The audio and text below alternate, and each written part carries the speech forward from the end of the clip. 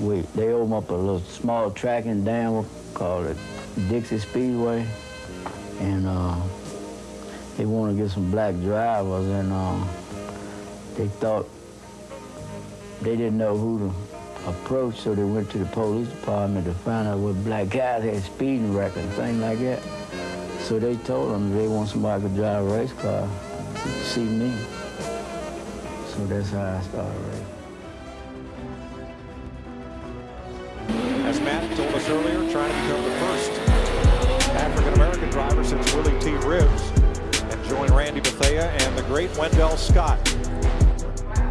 He did he drove the car exactly what the car wanted him to do.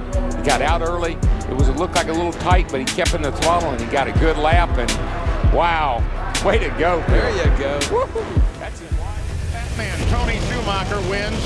He is the champion for an 8th time. But Antron Brown, if Tony Schumacher loses, becomes the first African-American to win an NHRA title. 376, Antron Brown is the top fuel champion.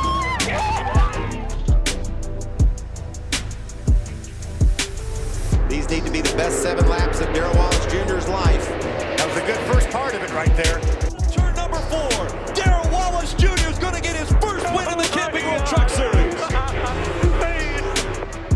His final time through 3 and 4.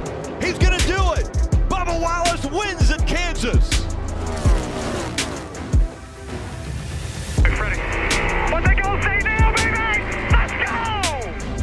Record is equals. Lewis Hamilton wins the Turkish Grand Prix and is a 7-time champion of the world. Get in there, Lewis. What a way to do it, mate. What a way to win your 7th world title. Man, I have just not had good luck with food this week or these last 8 days. God. Who let the dogs out? Oh, man. Who? Oh, my God. I finally told my dad what happened. let's just get it. Let's get it out in the open before we go any further, because eventually this is going to get referenced on the pod. Before we get started, so for anybody that wants to know, because I'm almost positive either Art or Bonte is going to use this against me on the TL at some point, but because it actually got brought up in Shane's chat when he was racing the other night. Yeah, Phil was talking about it. Yeah. So to give everybody the background, so Tuesday night I go to my favorite hibachi spot and get hibachi. Okay, and this hibachi spot, it backs up to like a row of duplexes. It's no big deal, whatever. It's not uncommon to hear dogs barking in this area. And I go in, and mind you, I just left the dog park. So keep in mind, my dog is with me, okay? And so I go in and get my food. I called in ahead of time. Art's already killed over laughing. I go and get my food, and I come out, and the barking is louder. There's like 3 of them. And like one of them, I don't want to say it's a German Shepherd. It was something. Turns the corner, and there was a moment of silence between us as we locked eyes, and then he just like started losing his effing mind. And I'm just like, man, I might get attacked for my food. And so like he kind of kept coming closer and closer, and like I tried to like go, and like finally like he kind of like you know lunged, and I just was like, hey man, forget it, you can have it, bro. And like I just dropped it, and he snatched and that one dog snatched the bag, and I was like, whatever, bro. This is so stupid.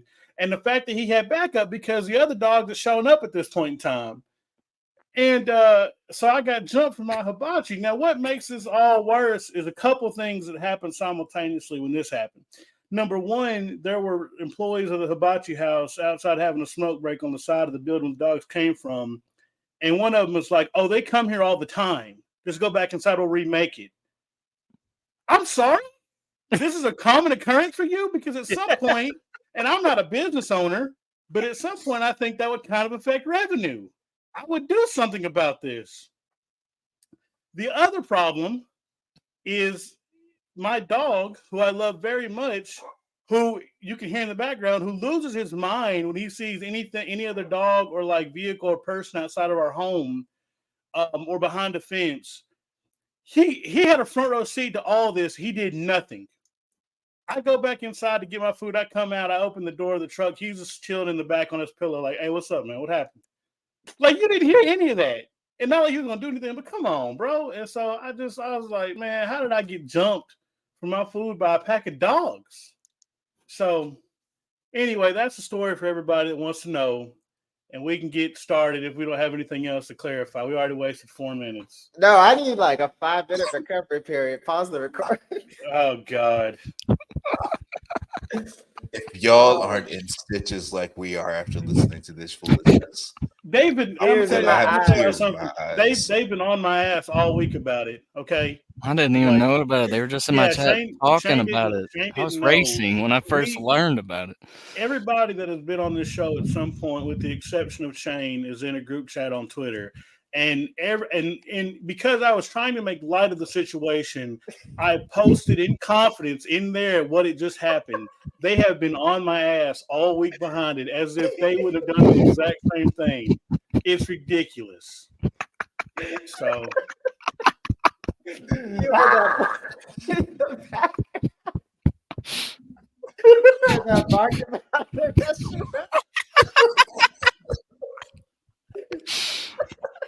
oh, this happens all the time. This happens all the time. More.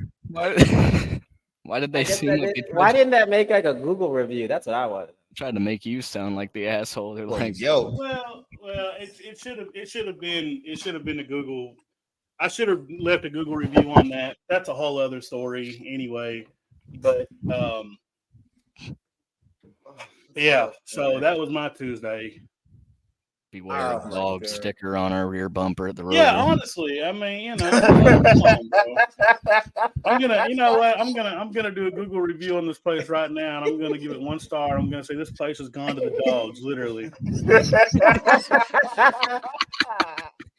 It's like Lady and the Tramp. And there wasn't no lady; he was all tramp.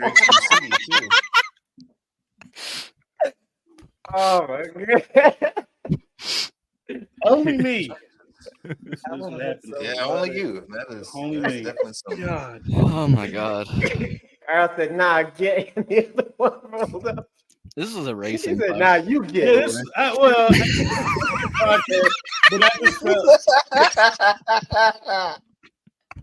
this, I tell you what though, and I got to end the story on this. I tell you what though, I got my extra garlic butter out of the whole deal, so it's fine. I didn't pay for that, so it's fine. Why did that make it worth it? Oh God! And then today, I ordered wings that are too hot. I know the people can't see this. I have tears in my eyes. I'm sweating. I'm about to go change shirts. I laughed so hard. Oh my god! I got a headache because I laughed so hard. Anyway, God. I was trying to tell my story before Carl started. I was just gonna say so like my fiance and I, we don't live together yet, and so she came over on Friday, and I tried to tell her that story, bro. I was doubled over. I was walking like an 85-year-old man trying to tell her because I laughed so hard, like I could not. It was worse than this. I had tears in my eyes. I couldn't get 2 words out. I was laughing so hard. Oh man. Anyway. Thank you so much. If Carl, y'all aren't doubled over in laughter listening to this, y'all not real. Y'all don't because and the only reason that I know that I even said anything is because I'm back on the show for like a month, and I'm sure at some point Bonte is gonna be a smart ass and be like, don't make me get those dogs. And then people are going to have no clue as to what we're talking about because he likes to make my life hell. So I was like, you know what? Let's go ahead and get this out there. But anyway, you're a better man than me because the CIA in Guantanamo themselves would not have got that out.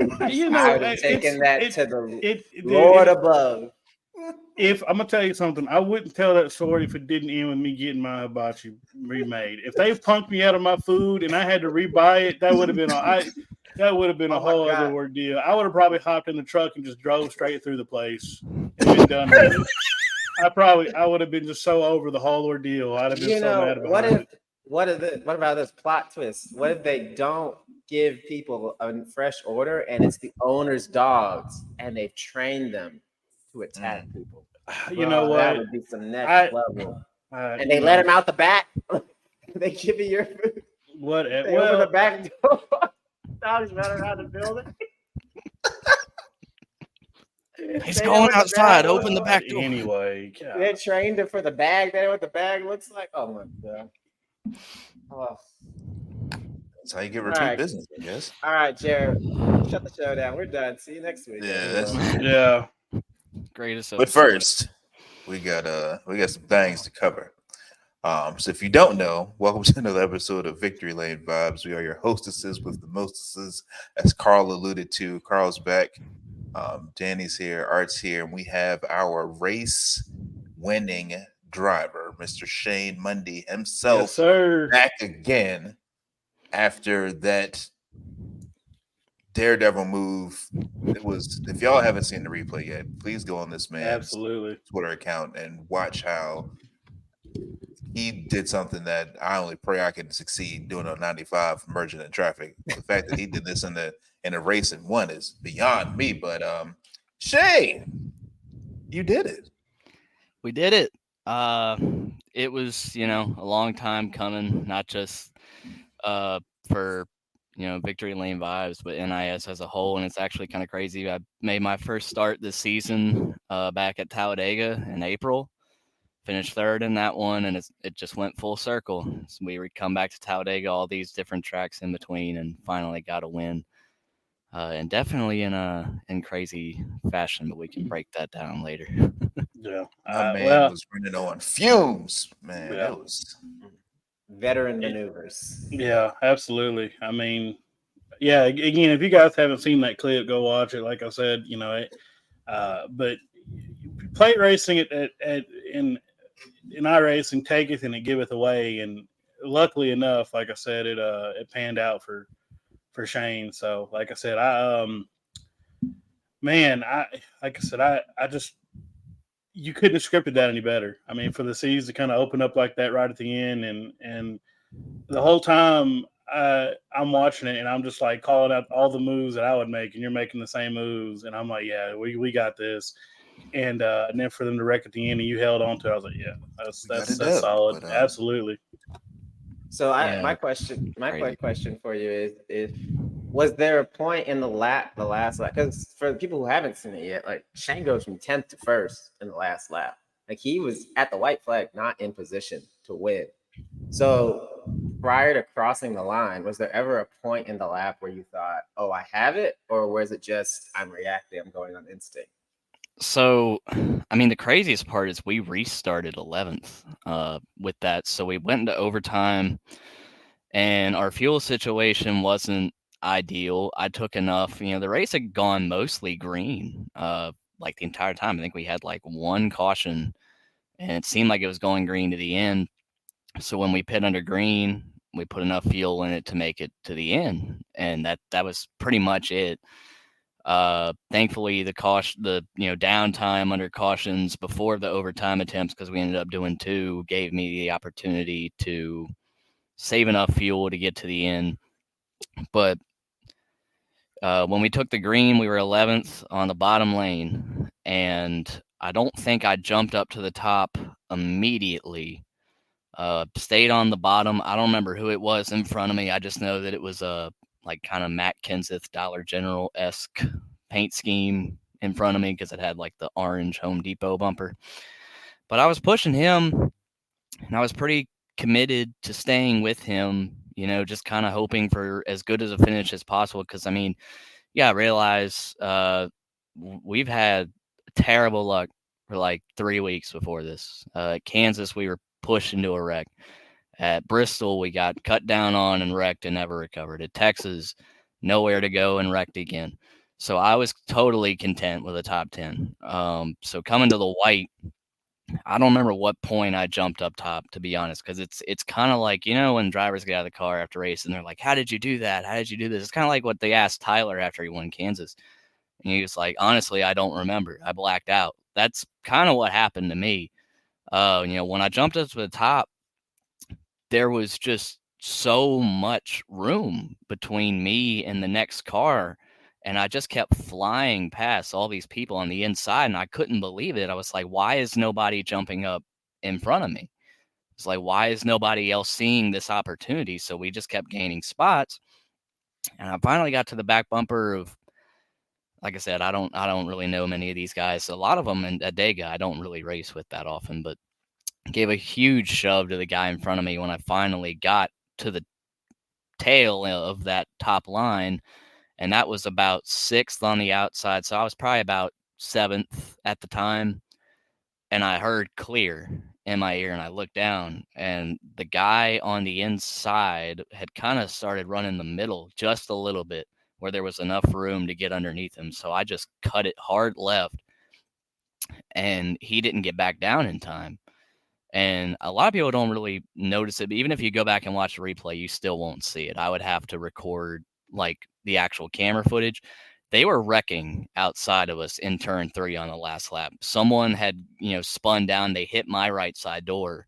I think a couple of them had hit my right side door, and we just kept it straight. And I got a huge run on the guy who ended up nearly winning off of 4, and I gave him just this unbelievable shot, and he went flying out towards, I think his number was 7. It was a Pennzoil car, and he's a really, really nice guy. I don't think he's from the U.S. because he doesn't have a mic, and his messages are just always so sweet and encouraging to everyone else racing. The Twitch viewers can never see my chat because the overlay blocks it.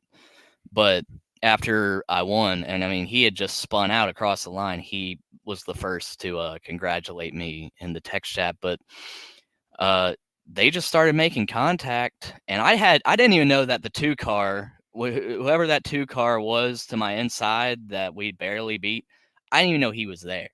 Because in iRacing, it is 100% legal to pass below the yellow line because, I mean, there's not really a way for them to enforce that unless they have officials watching every race, and they're not going to do that, obviously. And sure enough, they start banging doors, and guy on the top in the Pennzoil car lost it, hooks the other guy in the right rear, and they spin, and I see it's clearing up, and I look to my left, and at the last second is when I noticed the car to my inside. And my heart froze and I was screaming. I was like, did we get it? Did we get it?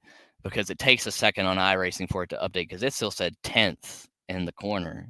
It said 1 to go, position 10th. And then it updated 0 to go, position 1. And I just lost my mind. Talladega, and I'm going to not to keep talking on and on and on. I know I've don't really shut up that much, but I do want to mention this while I have a second and we're on the topic of winning at Talladega. I think I said on the stream how I dedicated that win to my late grandparents, and they used to go to Talladega in the 80s, the 90s. My mom went with them, and everything that I know about plate racing on sim racing games, NR, learned it from my grandfather. And for Talladega to be win number 1 is really, really special. I know that a lot of people can win at plate tracks. It's just timing, it's luck, but it's still really special that it came there. And there's also, I think you can see in a few of the pictures from the burnout, but on my name rail, there's a little blue decal. There's like an orange outline that says Mama in it, and that was what we called my grandmother, and she passed this May. So it was just really, really special and as a whole, and for Victory Lane Vibes to get you guys a win, because something I was even talking to some friends about it, my mom about it after we partnered up, how bad I wanted to win with you guys on the car. And I checked our Twitch analytics after they got posted, and we had 205 unique viewers during that race that got to see all the Victory Lane Vibes logos on the overlay and watch us race and watch us win that race. So it's just really special. And I can't thank you guys enough for your support, all the people that were in the Twitch chat that lost their minds. It was just so special. And lost their minds, they did. That was I remember Art said he was screaming, I was screaming. I think Art said he woke his wife up. Yeah, it was like Yeah, it the was whole house got woke up. the way it was just so climactic, like the way that you won, just like watching you was like, does he have it? Does he have it? And hearing you say, did I get it? And you were like, yes, and you went nuts. I was like, man, yeah, this is better than that Thursday night football game. This is crazy. Yeah, because I remember I was watching it, and I had on my second monitor, and I stopped whatever I was doing like that last lap because I was just seeing you go up top, and I was like, that's the line to be in. And then I saw the number of cars on the bottom in front of you getting less and less, and I saw the guy that you were behind not drop down, and I was like, if they can hold it together off four, he's got a shot. And I mean, like, I was yelling. I was so excited for you because, like I said, I know how hard those NRS races are and how much you chase that. And, you know, and I know it means a lot to have people like us behind you and that whole deal. And we're excited for the rest of it. My only regret is that we didn't figure out the spotter thing in time. But I know I wanted you on there so bad. For people that weren't in the Twitch chat, Carl was trying to find a way into the session, and he was going to be spotting for me, so he would have been spotting for that win. But hopefully we can get that figured out for at least a few before the season's over, because I'd love a spotter no matter what. It's a lot. People don't really realize how hard it is to be your own crew chief and spotter. Absolutely, yeah. I know. I'm excited for it, and I'm ready for that content. It might be the last few races of the actual season, but NIS goes, I think, after the season ends. So we'll get it figured out one way or the other. But yeah, it's definitely amazing. And again, congratulations. And Shane's mom, if you're listening, we're so excited for you and the whole family. I know this was a family, you know, I don't want to say ordeal, but a lot of people were involved in this, and it means a lot to you guys. It means a lot to us as well. So I'm happy we got to be a part of that, you know. And don't worry, she's going to be listening as soon as this drops. She's been listening to y'all when I go out to work.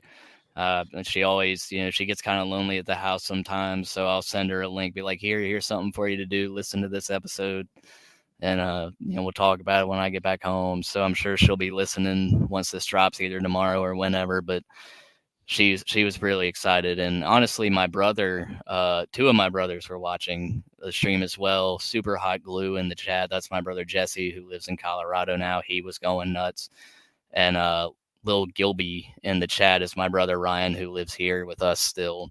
As soon as I came out of my room and opened my door, like I said, like y'all saw, I had grabbed that big checkered flag, and I walked out, and Ryan was there to give me a huge hug, and you know, gave my mom a big hug. It was really special, and it's something that I will never forget, no matter what. Absolutely. Well, never forget your first one. Absolutely, that's for sure. Now I got to go get more. That's right. Let's get it. Yeah, we do. Absolutely. So, well, we recapped Shane's race at Talladega. Let's dive into the shenanigans from this past weekend, shall we? First things first. Andretti, FIA, coming F1. That group, was it Group 1001? They money kind of long. They done bought a charter. They got their application accepted to hopefully enter F1. This is Mike Andretti, what you doing over there? Who giving you this money? You know, I think it's so funny because, like, I guess what was it last year they submitted their bid originally? Is that right, Danny? Was that when they? Yep, that's correct. Yeah. Okay. Yeah, and then they really put F1 the team board on notice because they were like, look, we have the money to show up tomorrow. Like, we're already building a facility. We can have a chassis. We can have a chassis done in 6 months. We can have a car done in 8. You know, what are you talking about, really? So, still a little bit further to go in this process. Audi also this weekend kind of talked about, them coming in next. Well, not is it next year? Is it 26? 26. 26. I knew that. But, they've got a long way to go still because they have to get approval from the other teams. And that's going to be the biggest hurdle. I would hope that one of the top three are smart enough to see the significance in having a sister team or an aligned team that is going to have the money to be competitive and not be a Haas, for example. They would welcome that, right? But you just don't know. So, I don't know. I'm excited. It's a move in the right direction, honestly. So, just kind of wait for the other part now. They would be the second American team, Effectively, yes. Yeah. Technically. Mm-hmm. Yeah, because BAR was half, and then the first American team this century they didn't even build the car. So like I said, that turned out to be a sham. So yeah, I mean, it would be the third American effort this century since 2000. But probably the best one to enter because Gunther Steiner likes to play with boats and he cares about his toy boats and he cares about his doors too much. So anyway. Yeah, so it's curious. I'm interested to see sort of what happens there with the development of Andretti. FIA approval is not F1 approval at large. Unfortunately, the other team principals up to this point have kind of demonstrated a inability to see past their own noses. That concerns me just a little bit, grumping about commercial revenue and what have you. Ignoring that big push for F1 in the United States, having effectively a whole F1 team, Andretti and Cadillac ostensibly. And if Liberty does their jobs, then that'll commercial revenue on the broadcast side will increase, so on and so forth. So we'll see, but F1 will look very, very silly if the teams decide to not allow Andretti onto the grid. So we'll see. It's certainly not out of the realms of possibility. We have had very silly, borderline shambolic behavior from the teams before, so there is a precedent set, certainly. But we'll see. I certainly want them on the grid. It'll be super cool to have an 11th team on the grid, have 22 cars. That would be phenomenal, but I frankly just don't trust F1 to not do something stupid. It's a billionaire boys club. I mean, I figured somebody got bands. Let them spend it. Money spends, no matter what color it is. Money is money. Yeah, but they don't want no money taken off of them. Toto Wolff and Christian Horner don't want the metaphorical dogs coming and taking their money. So that's kind of part of it. If only they had a charter system. Yeah. Speaking of charters, the truck race at Talladega on Saturday, there were some races, a lot of three-rod action. There were a couple of wrecks, and there were some fisticuffs at the end of it. I guess I'll go on the front on this one. Yeah, I mean, what can you say? I said it back at Bristol. Trucks are trucks. Or do I say that about Xfinity? Regardless, trucks are trucks. They couldn't seem to make it any long green flag distance without wrecking. And I just got to say, we're going to get into the crafting thing. I can't bear to watch it because the production quality is so awful. I mean,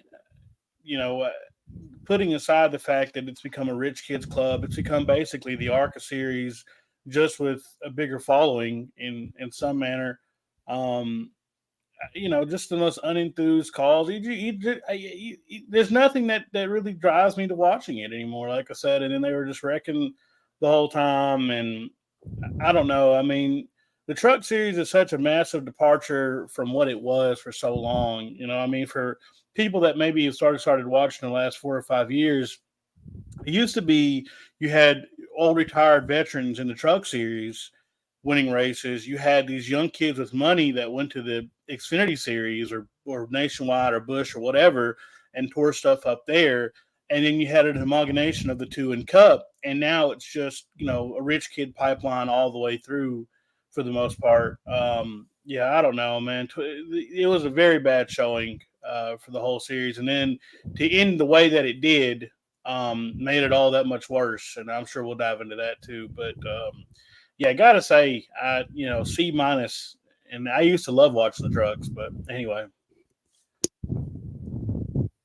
Yeah, I mean, from what I got to see, I wasn't able to watch the entire race, but from what I was able to see, it was a wreck fest. It's the type of plate racing that people describe when they hate plate racing, and you never want to see that product. And to piggyback on Carl's point, yeah, the production once again wasn't A+ effort. The booth wasn't the best as well. I've been critical about the announcing booth on here before, and it seems like those issues are still around. And so, yeah, it wasn't a great performance overall. The drivers that I liked and were rooting for ended up wrecking into each other.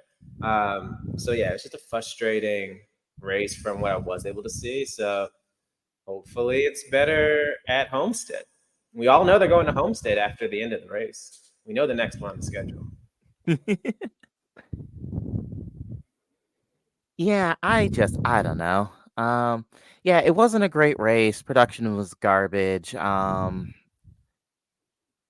Much like Carl, I used to really, really enjoy watching trucks. It used to be actually as a kid, that was my favorite series was the Truck Series. But I just ew is probably the best way that I can phrase it. Just ew. I hate it.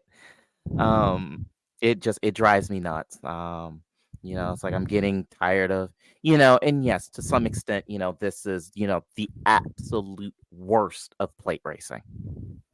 Let me be clear.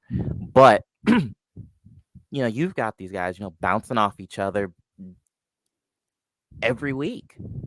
It's not just limited to this, yes, this was sort of, crummy driving, a crummy product taking the sort of its, logical endpoint. But that is not to say that the rest of the season has been really good by any stretch, good by any means. We've got kind of our boys that we root for periodically here and there, and that, that helps. But, there's only so much, frankly, there's only so much copium that I can stand personally. And I exceeded that threshold a long time ago, frankly. I don't know. The Truck Series, I'm kind of in agreement. The Truck Series used to be a series that I loved as a kid, and I don't know if it's, a nostalgia thing where, just the stuff you loved as a kid, like, was it ever good? Like, something like that, if you know what I mean. But I remember, Halloween time, it was always trucks at Dega, and that was always such a fun race to watch. And to me, it also meant that Martinsville was soon, so I always loved it even more for that because that's my home track. But I don't know. I feel like the trucks has just turned into a joke. It definitely feels like a second ARCA series now. And I'm not going to shade any drivers and be like, oh, there's no depth of talent, because everyone can be talented with the, right amount of, practice and learning time and the right team behind them. Because there's plenty of guys in the Truck Series that are probably way better than their ride lets them show. And that's been a thing before. As for the fight, I won't say too much because I don't know the full story. I know what is claimed to be the full story, but I'm not going to sit here and be like, oh, well, this happened, so this needs to happen. Because I don't know. If what happened, or if what they say happened is what happened, I think that it is totally unacceptable for a veteran like Matt Crafton to just beat down on a guy that is literally 15 days older than I am. If I was Nick Sanchez and a guy that I had grown up definitely watching, if Nick has grown up watching NASCAR, he watched Matt Crafton when he was younger. Matt Crafton used to be my favorite truck driver. So for this to happen is really disappointing to see. I don't really know what they'll do going forward, if they'll even do anything, but it's unfortunate that it had to happen, and all because of just what the production on track, just dumb moves that are never in a million years going to work. And it just wipes out half the field. And these truck teams that basically have no money anyway, it's kind of gotten to the point of, it's like, dude, should they even bother showing up if they're going to spend thousands of dollars in damages that they don't even really have the money for, just to go finish dead last because they got wrecked on lap one? It's not worth it for half these teams to show up to play tracks. And this is an unpopular opinion, I'm sure, but that goes for any series. If you are an underfunded team, if I was an underfunded team owner, I wouldn't even show up to Talladega. It's a waste of time and a waste of money. Definitely gets turned into beer cans. Speaking of the drivers that we support and love, Brian Vargas, he was just here last week. Got him a 17th position. Even though he got caught up in the melee at the end. Not a bad couple of weeks for him. Top 10s in Germany, put him a top 20 in the truck series. And apparently he has something else. He got something else on the horizon. And of course, shout out to Raj. He got P12 this weekend. It was good for him to bounce back after spinning twice coming to the end. So shout out to those two. The fight. Personally, even though allegedly, if Matt Crafton did what Nick Sanchez's mom says he did, he's kind of a sore loser for that. But personally, I like the fights. I like the drama. I bring it back. Everybody wants the old NASCAR back. Old NASCAR, they used to throw hands. So I wish it would have been, face to face instead of back to front. That's my problem. I'm with you on the fights, but if it's a cheap shot, I'm not going to let the censor button get used on me this early, but I will say it's kind of bogus. His poor nose. Can you race with a broken nose? Dude, I don't even know, but he was... I'm sure you probably a little bit uncomfortable with the helmet. I don't know. Either way, I haven't seen a driver's face that messed up in a long time, if ever. That was a lot of blood. Yeah, and the thing is, we heard Matt Crafton come out and give his side of the story. And my only red flag is that no one seems to be agreeing with his side of the story. I know there's always one side, the other side, and the truth, but I haven't heard anyone be like, yeah, Matt walked right up to him, looked him eye to eye, man to man, and they threw down. I haven't heard anything like that. So I'm sure there's a lot of cameras in the garage area that NASCAR has, and so I'm sure they'll get to the bottom of it. But based on what it sounds like, that's what happened. I mean, for you to have enough time to get wrecked, go back, change clothes, then go back out, find somebody, that sounds a lot of premeditation to me. And so I really hope that we get the bottom of it, we get the full story of it, because it doesn't look good. Not a good look. Yeah, when they were throwing down, I was saying, this is manages to be one of those situations where, frankly, where everybody looks like garbage. As more details have shaken out, I will put on my revisionist cap here for a sec. As the way everybody other than Matt Crafton seems to be preventing it, which was just a cheap shot. Yeah, what on earth is that? You're mad. Okay, fine. It's, big wrecks. It's, Dega, this stuff happens. Folks get mad at each other. I mean, fine, whatever. That's not outside of the ordinary. But yeah, to go hunt him down and then, basically tap him on the shoulder and then knock him upside the head. It's like, okay, sure, I guess. I still do have some mild issues with, Nick screaming, I'm going to kill you at Homestead. I understand he's mad. I understand you're going to say some mildly unhinged things. However, you strap in the 180 mile an hour, 3,600 pound missiles. That's maybe a poor choice of words. Maybe. Might want to chew Maybe a on. poor choice of words in regards of sponsorship. It's a PR nightmare to Yeah. try and resolve that, because if you see that out of context, I know Nick Sanchez's spotter, Derek Nealon, and Derek loves Nick and says that Nick is a great driver, and just kind of he just needs to manage his emotions better in that moment. But out of context, my point is if you just hear that, know nothing about Nick Sanchez, and you hear him screaming bloody face at another driver, I'm going to kill you at Homestead.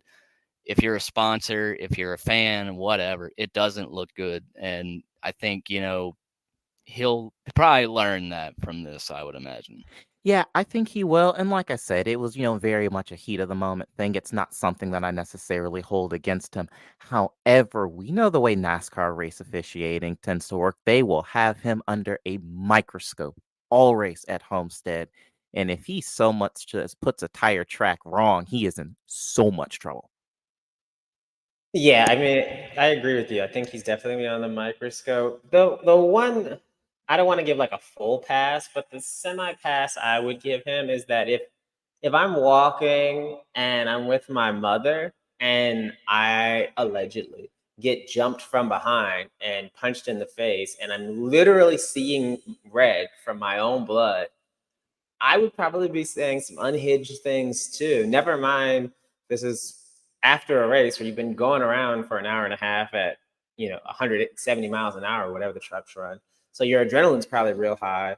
So I'm sure he regrets saying it, of course. And I agree with both of y'all's points about from the PR perspective and from the lighting of it. But if I got jumped with my mom beside me, I'd be talking pretty spicy too. And so I kind of give him a touch of a pass there just because of it. If it is how he claims it went down, where he's literally walking and gets jumped from behind, and the next thing you know, he's getting pulled off and he's bleeding, it's hard for me to expect him to say, I will race you very aggressively in 3 weeks when he's bleeding from the face.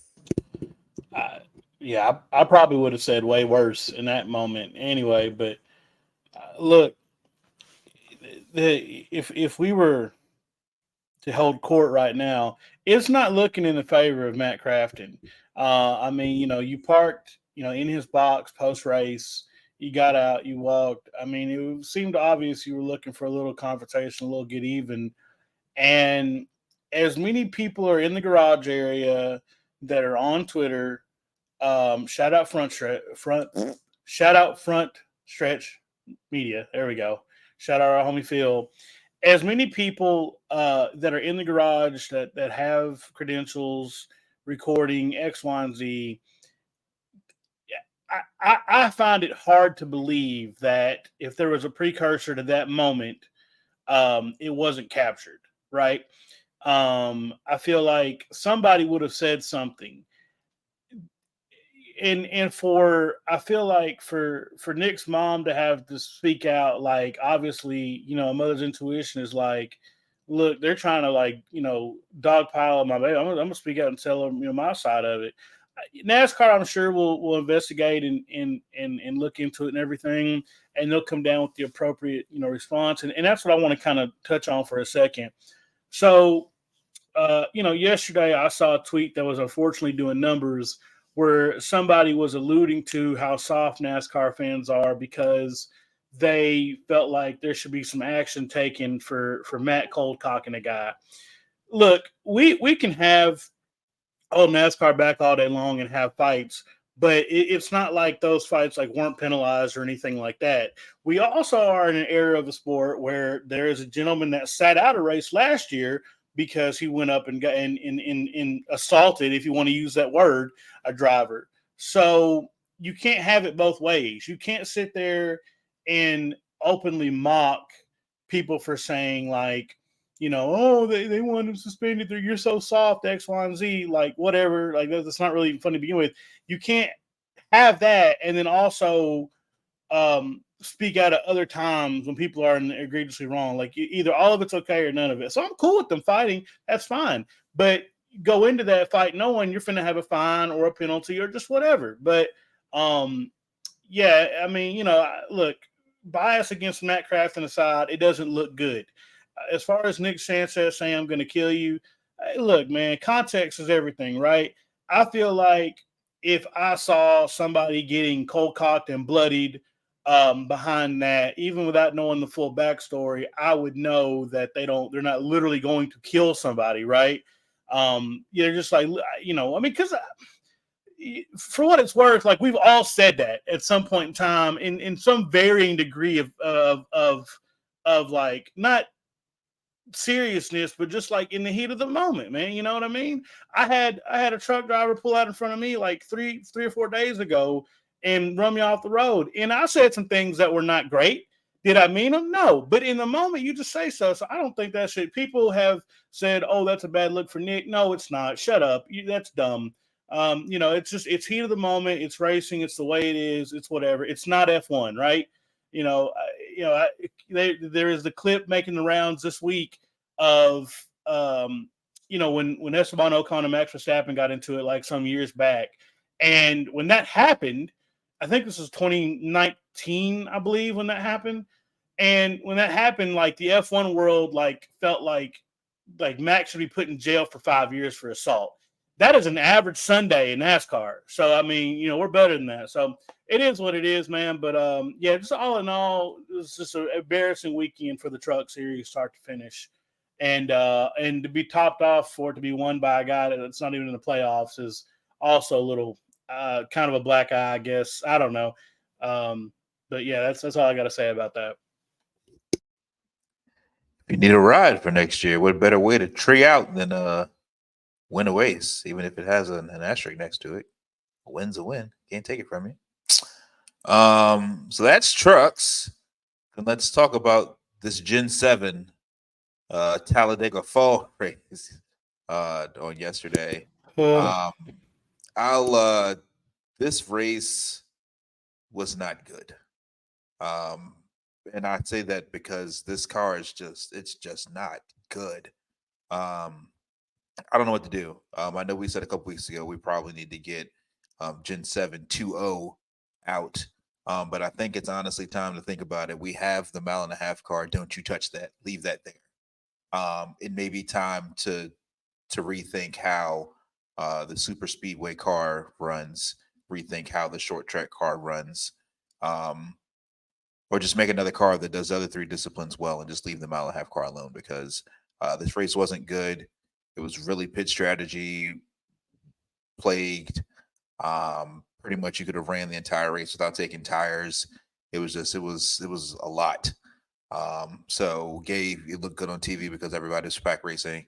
Shout out NBC for always showing full screen commercials until everybody flamed them up on Twitter for them to go side by side. It's just not if NASCAR puts so much false implications on how important playoffs are, then you need to tell your television partners the same and let the race fans watch the damn race. I'm not paying this high-ass Xfinity bill to look at commercials that I can just watch football for. At least I know when football commercials are going to happen. It's when they stop playing. It's like the middle of the race. Don't do that.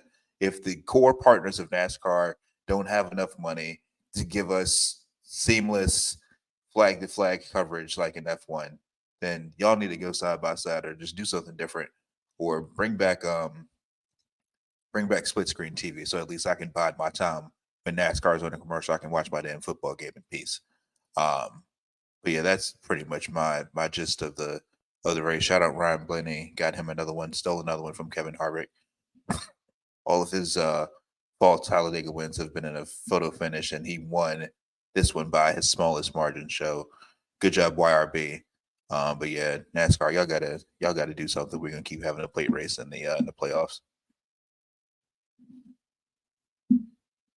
Yeah, I'd like to go first. Just because I really hate this race. And there aren't a lot of things in life that I hate, but I hate this race. And I'll tell you why. Growing up as a kid until now, Talladega has been my all-time favorite track. Like, it is my number one. And ever since we went to a playoff, the fall Talladega race with playoff stakes has always been one of my favorite races. Whenever I would talk to people about NASCAR, I would say the three tracks you need to watch are Talladega, Darlington, and Martinsville, which are my three favorite tracks, because I feel that gives you the perfect 360 picture of what NASCAR racing is. And I tweeted earlier on the Victory Lane Vibes Twitter, the Dale Earnhardt clip. Dale Sr. said it best: it ain't good racing. And, this race really kind of reminds me of, if you remember the spring Martinsville race when William Byron won and he led basically the whole race, and it was terrible. And everyone went, uh-oh, we're in trouble with this car on the short tracks. It's not running great. That is how I felt after this race. Only nobody else, it seems like, online is saying it. Jeff Gluck's poll was like 87% liked it. On the NASCAR subreddit, everyone says they like it. And I just feel like I'm being gaslit by these fans saying that it was a good race. I have people telling me that it's a top 3 race of the season. Somebody under Jeff Gluck's poll said it was, 85% 3 wide. Well, buddy, if that race was 85% 3 wide, let me balance your checkbook for you, because your eyesight ain't that great. That race to me was just terrible. And I just feel like, as fans, we really have to hold NASCAR and this car, Goodyear, the teams, whoever, to just a bit of a higher standard. Like when I watched racing growing up, the plate racing that I fell in love with was watching Jeff Gordon, Dale Jr., Michael Waltrip would get up there. And like these guys, it was a skill. Like it took real talent and ability, and you could make moves. I remember Jeff Gordon, the Yoda car, going inside, outside, and passing somebody at Dega for a win. Like, it just took so much more ability versus yes, you had to survive the big one, and that was a threat that was always looming over the race, but that wasn't the only skill you had to have. And I feel like with this race now, it's just survive, ride around, and see where you are at the end. Like, we always talk about, oh, it wasn't a freight train. It wasn't a freight train. Well, guys, if there's 2 freight trains that are running parallel to you, that's not that much better than one. It's not that much more exciting. And it would take this monumental effort to get the third line going. And you saw it maybe 4 times in the race. It felt like for a majority of the race, nobody really outside of the 11 or the 23 really had the gumption to get up there and make moves and cut in and out of line, try to get the third line going. It's just so disappointing. And I just don't understand where the love for this race comes from. I watched this race with 3 other people. They all fell asleep.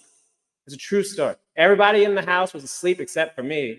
And I was starting to, in stage 3, they're saying, quote, somebody do something. This is stage 3 of a playoff race at the biggest, fastest track. And they're saying, come on, do something. They're literally the guy with the stick meme. Come on, do something. Like begging for some action.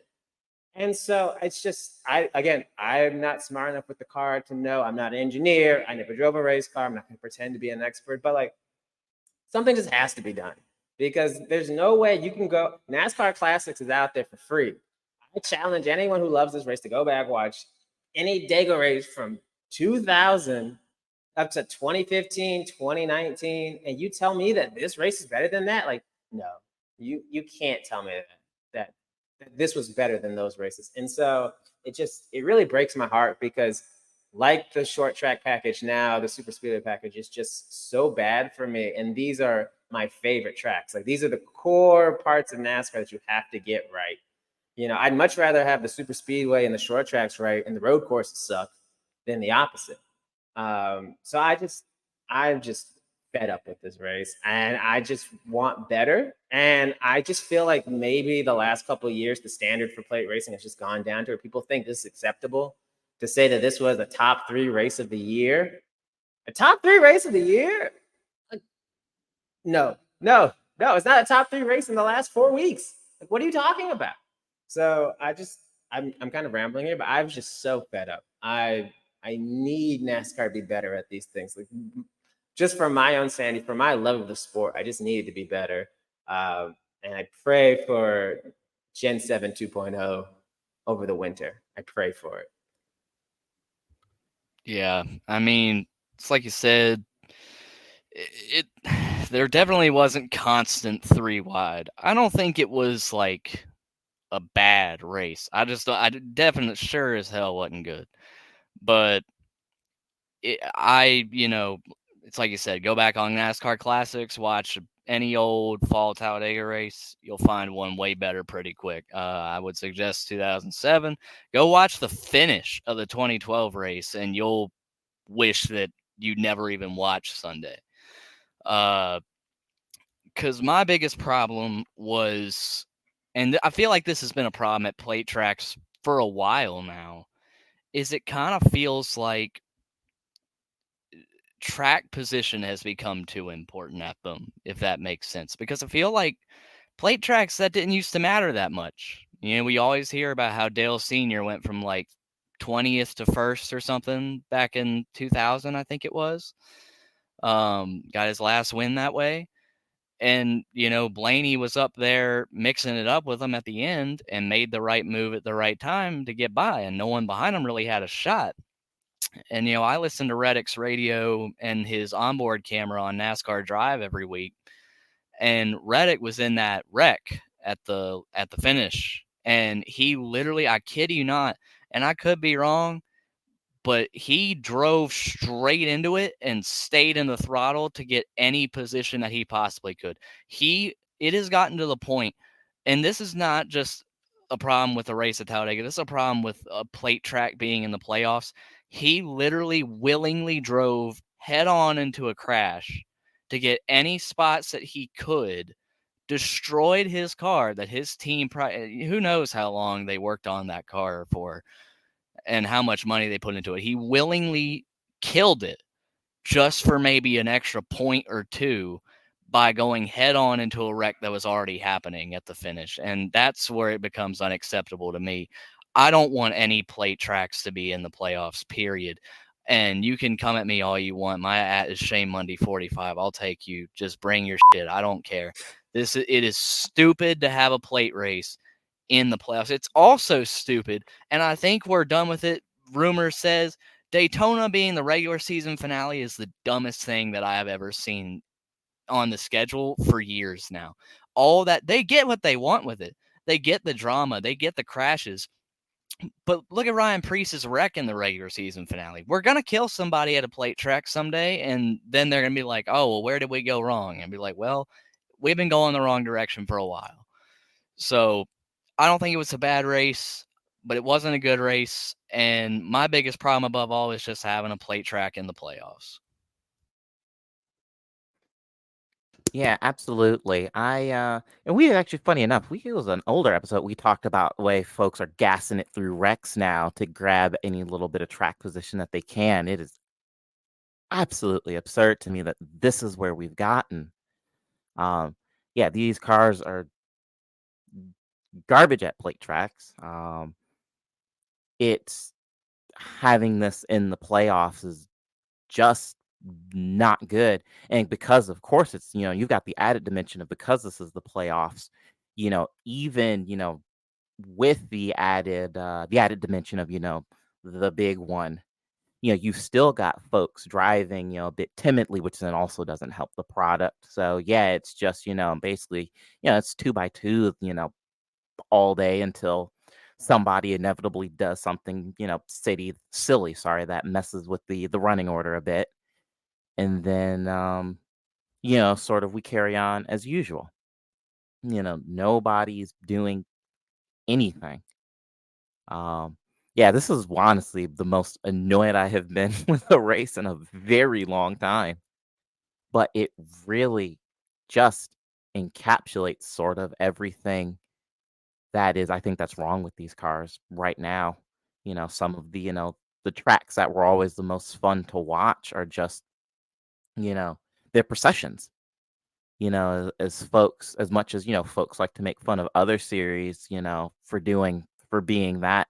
Honestly, I think NASCAR is probably the worst offender at the moment. Yeah, I have a lot of thoughts about yesterday. One thing one thing I want to say though is like, so I think Art made mention, to two of the best plate racers yesterday were the 23 and the 11.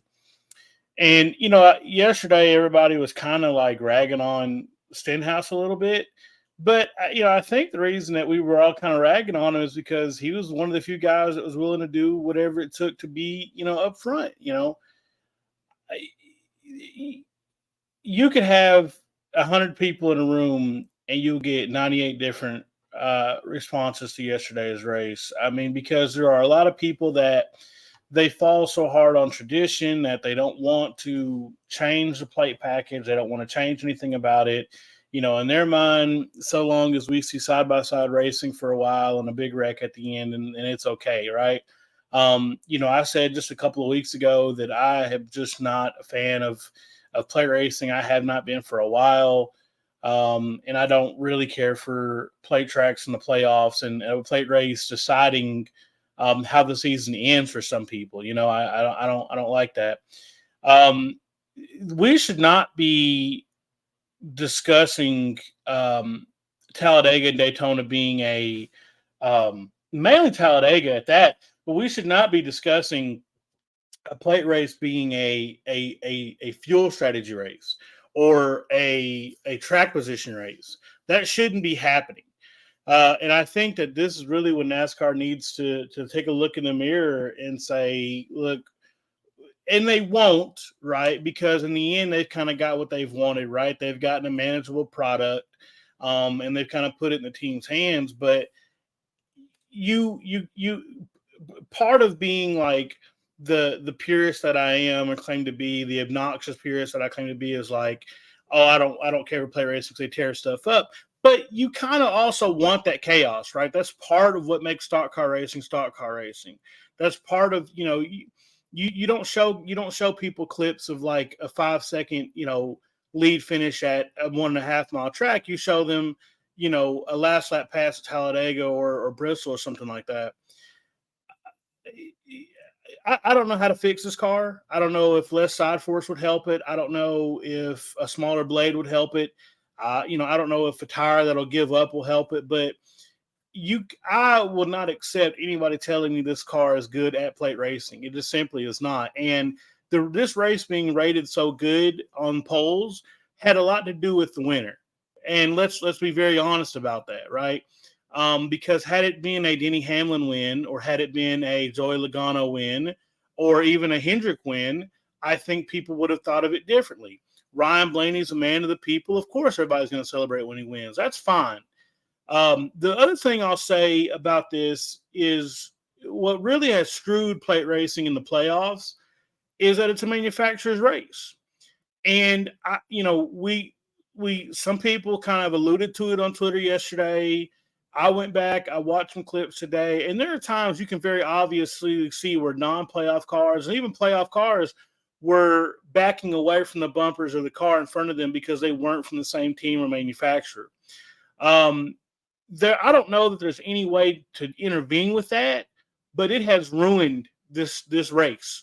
When you have guys that are more willing to be complacent and towing the company line than to try to win. Part of the reason that I've always that I look forward to Talladega is because you never know who is going to win. Anybody can show up and win. And now it's like, okay, 6 cars are probably going to win this race now. So long as they don't tear anything up at the end. I'm just not a fan of it. I mean, that to me is almost unforgivable, to be in a situation where you're having, guys leave lines out and hang them out to dry because they're not the same team. It's like go for the win. This is the one opportunity you have probably the whole playoffs as a non-playoff driver to go out there and win. I applaud Riley Herbst yesterday for trying to make something happen, and I'm not a Riley Herbst fan whatsoever. But, I think that, that was really what just put the nail in the coffin for me, and that's why, I just kind of left watching the race yesterday, left the house after I watched it with a bad taste in my mouth because it's like, it's just not fun anymore. I mean, honestly, like I said, to see the Fords right around on the bottom all day, the Chevys in the middle, Toyota's up top, and obviously Toyota doesn't have the strength in numbers. They don't have the strength and teammate IQ either, so they're not going to run very well. It's old. I'm over it, So I don't know, but I would not recommend anybody. If somebody asked me what's a race from this year that I should watch to get into NASCAR, I would not recommend yesterday whatsoever. I'm going to jump in real quick so we don't go on too long. But to add on to your point, Carl, and then there's one other thing I want to mention really quick, but I'm totally in agreement that the manufacturer games are annoying. It used to be when, I don't know what race it was, but there was a race when I was a kid, and I don't know if it was at Daytona or Talladega or where it was, but Mike Joy had a very, in my opinion, it's the call stuck with me anyway, saying that your friends are where you can find them. And it has gone from, oh, you're in front of me, I'll help you, to, oh, I can't help you. You're in a Chevy, I drive a Ford. You're with Hendrick, I'm with Penske. Like it is so stupid that you won't help the guy in front of you, because you're not only, you're screwing yourself when you do that. You are eliminating your own shot at winning. And like you said, you can't believe that these guys won't take an opportunity to win. Like, genuinely, why are you not taking a chance to win? It is so hard to win in the NASCAR Cup Series. And if you have a shot to win in the Cup Series, you take it. I don't care what team you're on. I don't care if you're in the playoffs or not. You take your chance to win. You have to be selfish. I don't care what teammates are in racing, because in NASCAR especially, teammates get into it with each other quite often. So I don't really care for that. But to wrap that up, I do want to say as well, I think y'all call it Lights Too Bright Watch. Corey LaJoy is on that. That was about the dumbest I've ever seen. He came through the tri-oval and made a hole where there was not one and absolutely annihilated the 36 car. And I also applaud Riley Herbst as well for, going for it. He did an amazing job yesterday, and I hate that he got tore up in that 36 car. But, Corey LaJoy caused that wreck at the end, really for no reason. He had nothing to gain from doing that. He only had things to lose. I don't know if he got caught up in it and wrecked it, but honestly, hopefully they did tear that car up, because he don't deserve to bring that one back. Corey is a regular guest on Lights Too Bright. So okay, good deal. And we'll let Jarrett say what he's got to say here in a second. But I also wanted just to mention this real quick.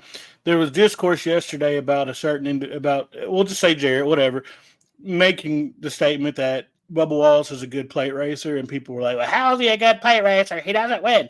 Okay, the same people that say that are also the same people that say Corey LaJoy is really good at the plate tracks, and yet every time it's been a Lights Too Bright moment. So let's figure that part out, right?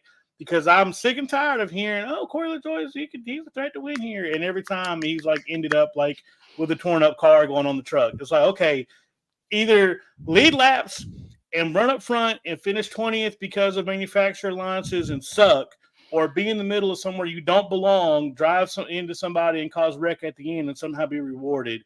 I cannot imagine what difference there are between those two performances, where one is held as a hero and the other one's held as a zero. But anyway, I'll drop it. I've said my piece on that. Jarrett, what do you got for us? I was just going to add in, he almost wrecked the entire field before that, with 20 to go, when the Toyota started to get the line going up top again, and Stenhouse got in front, and he did that wavy thing to cut the momentum off the third line, and almost lost it in turn 3 and almost sent himself over the fence. So don't matter if it's a plate track or not. He was ass backwards at Bristol too. Woof. Yeah, Corey, there's a reason why you sold when you were at St. Louis. And now the rest of the NASCAR community gets to see why you don't have a better ride than the one you got. Moving on to the 2311 corner. Yeah, to pick up what you said, Carl, it's funny that everybody else in the NASCAR garage gives Bubba credit for being a great plate track racer. But the people in my mentions yesterday decided that he wasn't for whatever reason because he doesn't win races. At least he had, I like using this phrase, it's testicular fortitude, him and Denny, to get up there and try to make stuff happen when everybody wanted to stick with their OEM partners. Bad pit call Booty. Booty has been cooking these last few weeks. He did not cook yesterday.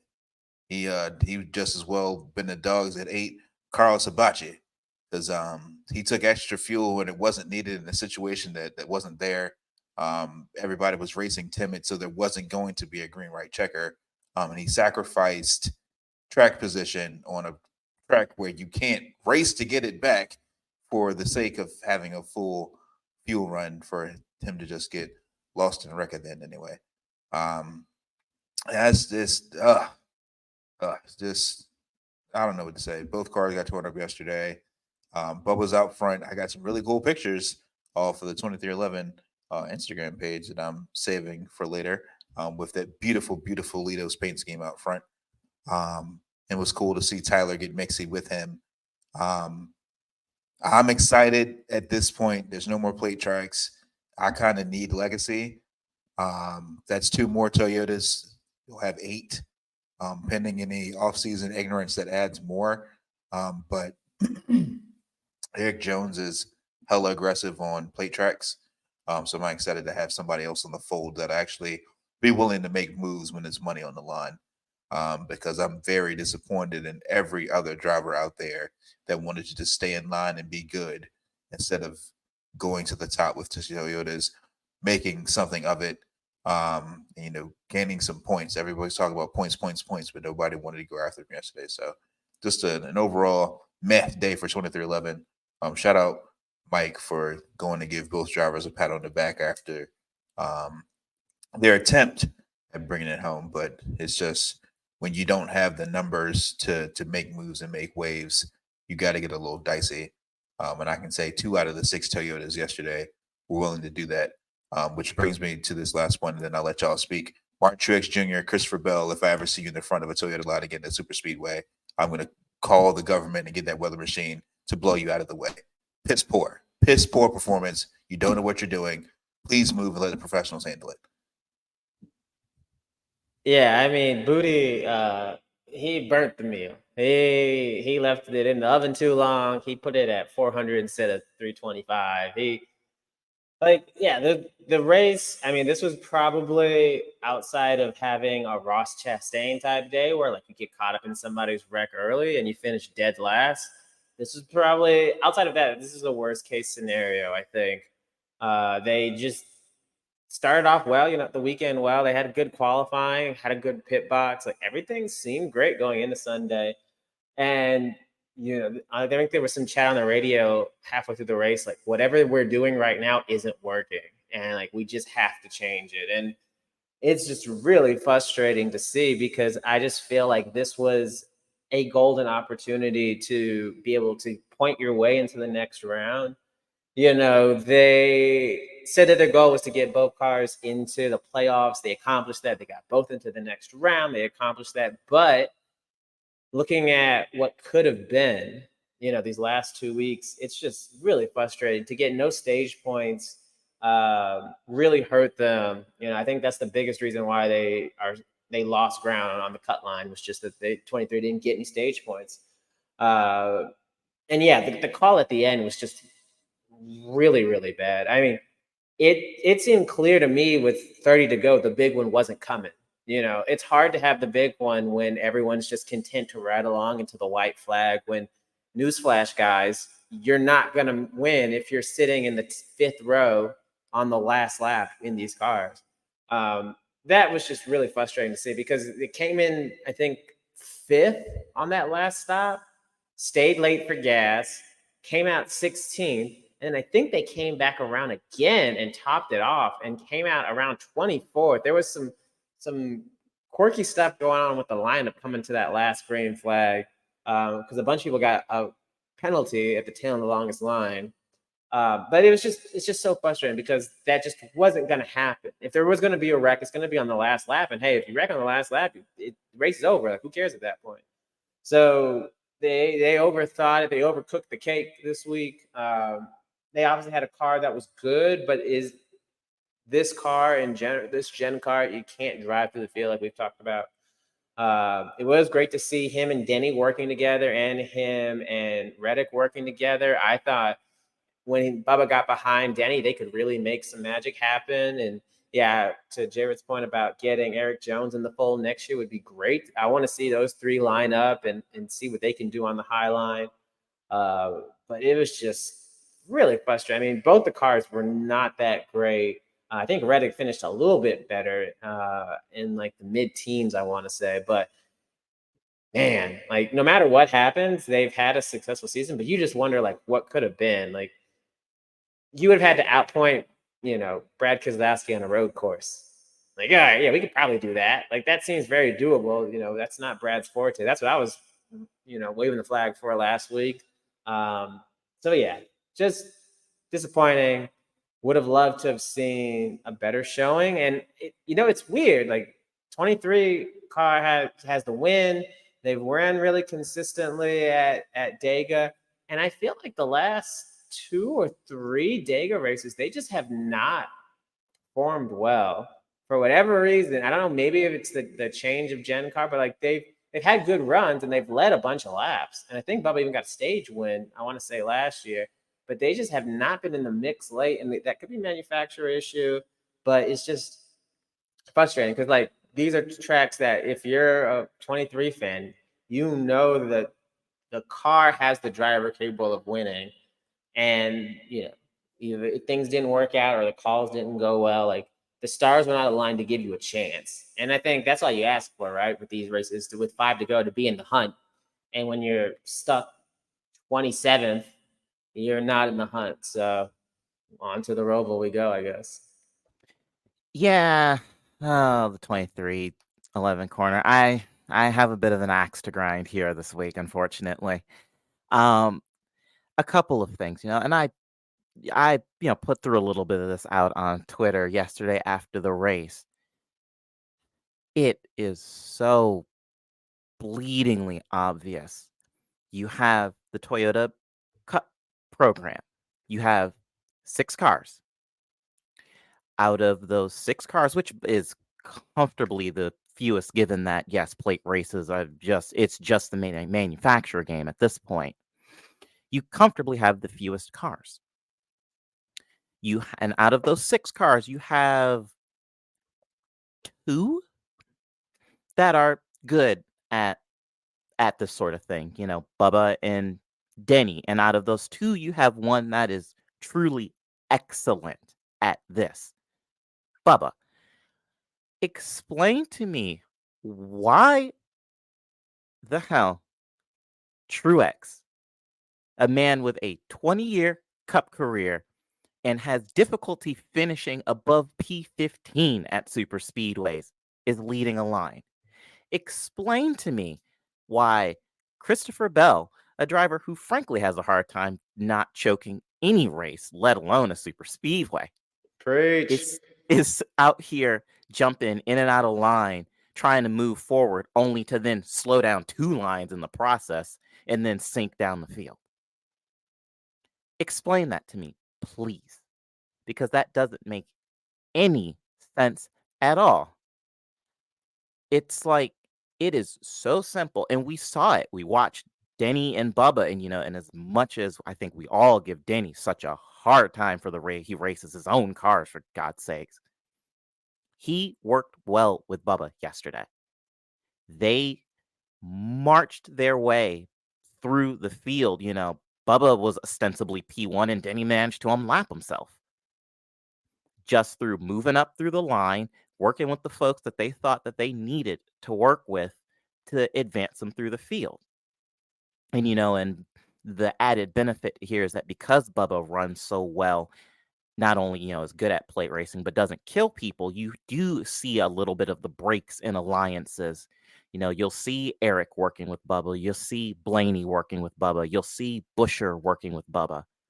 And when, Brad isn't given the nastiest pushes known to man, even Brad and Bubba work pretty well together. It's like there should have been no reason why Bubba wasn't leading the Toyota line all day. And, we can talk about the, booty strategy call. It's hard to cook when you shit in the oven, frankly, but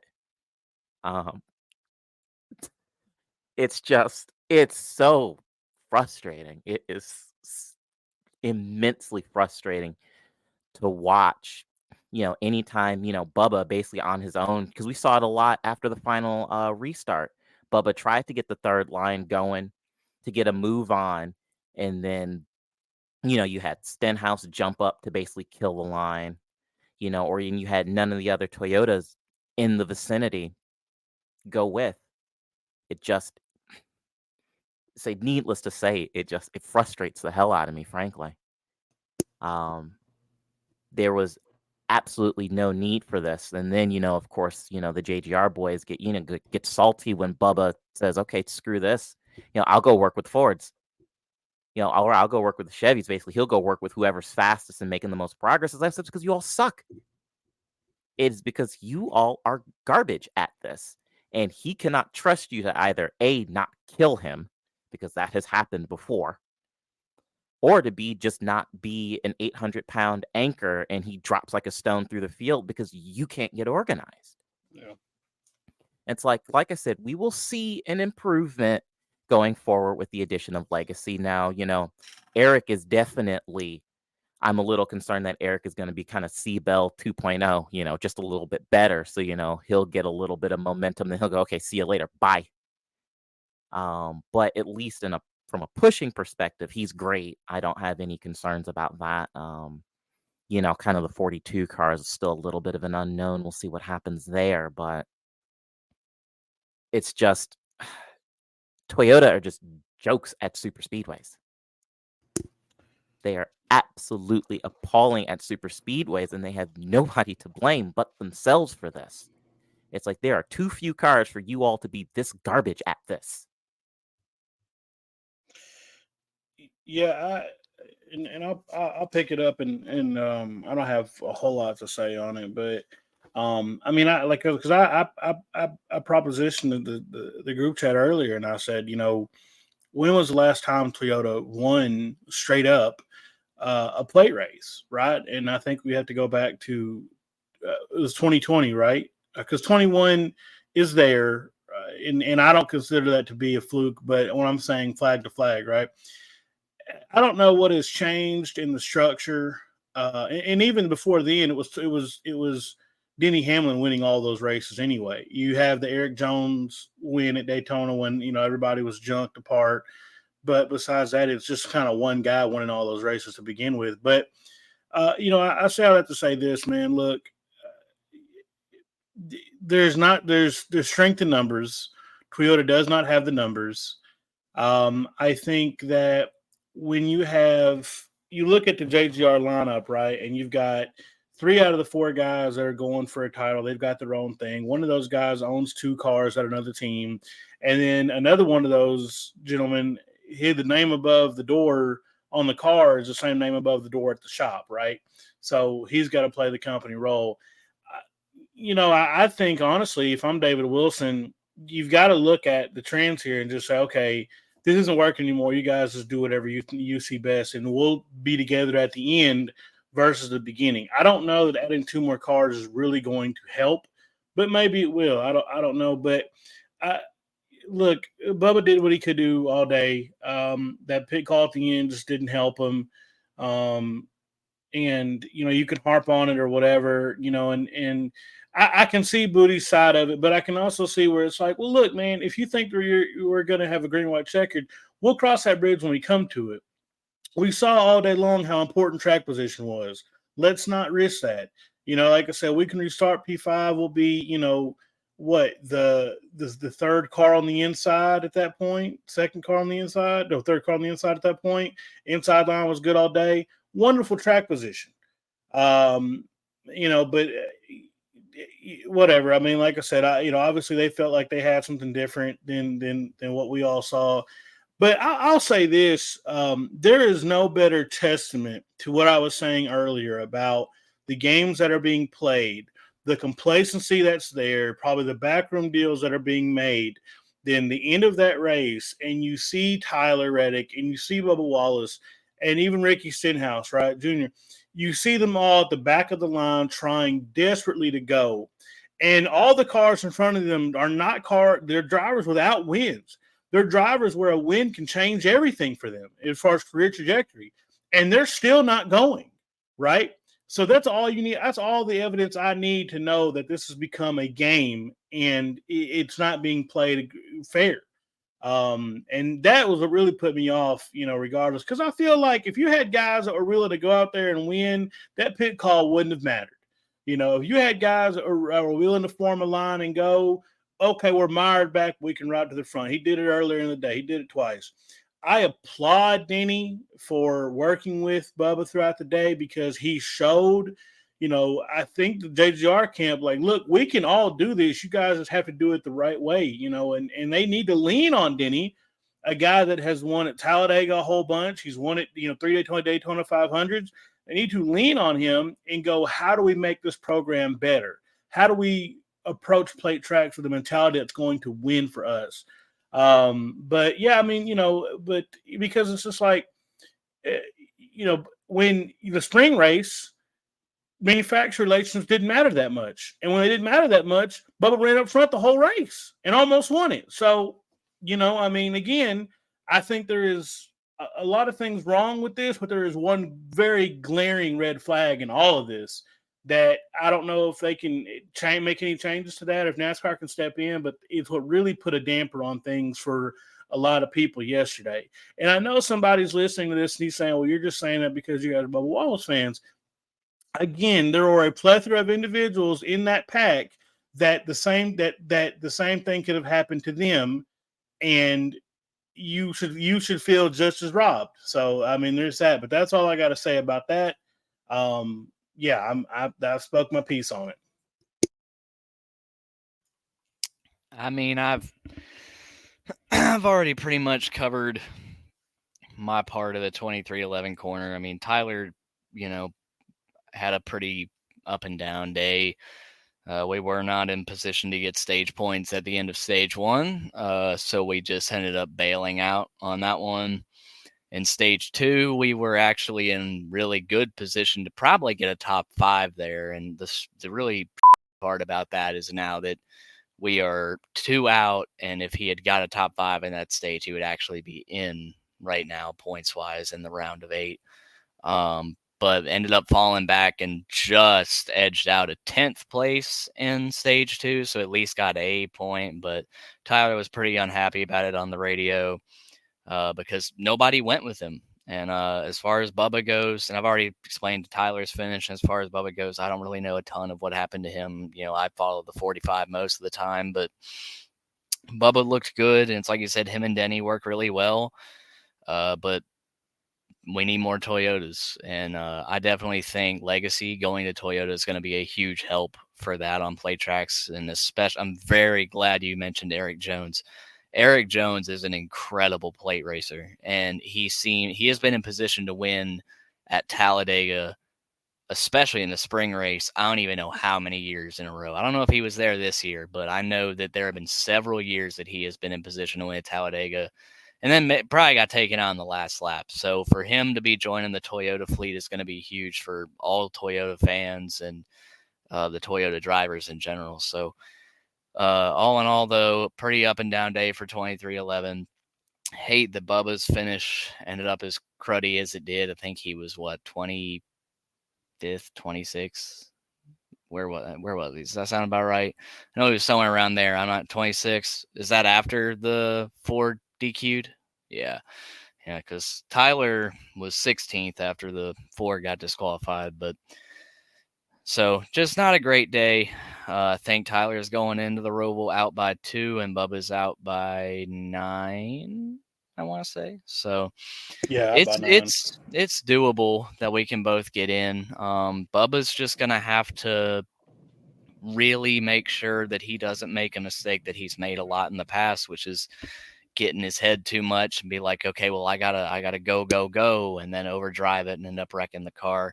As for Tyler, we just need a consistent day and we need to get stage points. And the same goes for Bubba. If we can both get some solid stage points in the first 2 stages, I think we might not even have to worry too much about the finish, but I don't know if we'll be that lucky, but hopefully that's the case. And that's really all I have to say about 2311. Just wasn't our day. Speaking of these pumps, you know what I'm saying? We're going to go ahead and, before we get to the Roval, like y'all said, Reddick's 2 out, Bubba's 9 out. I know we put a lot of emphasis on qualifying. You qualify well, you start well, you normally finish well.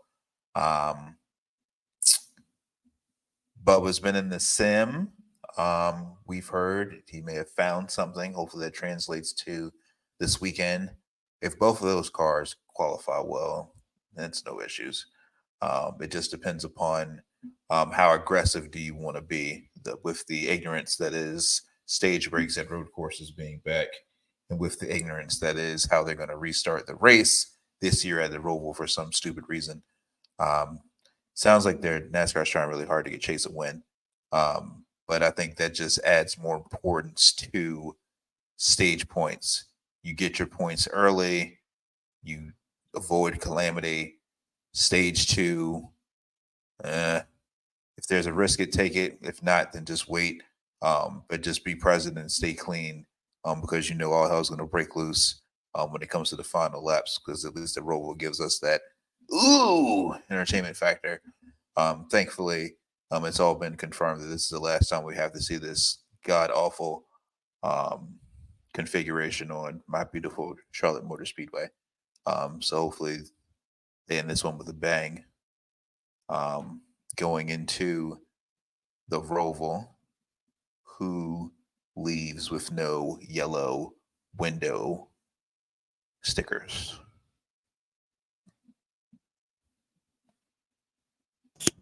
It's gonna be tough. I'm looking at the playoff bracket or playoff rankings right now. If you look at the bubble, you've got Truex plus 17, Larson plus 15, Keselowski plus 2.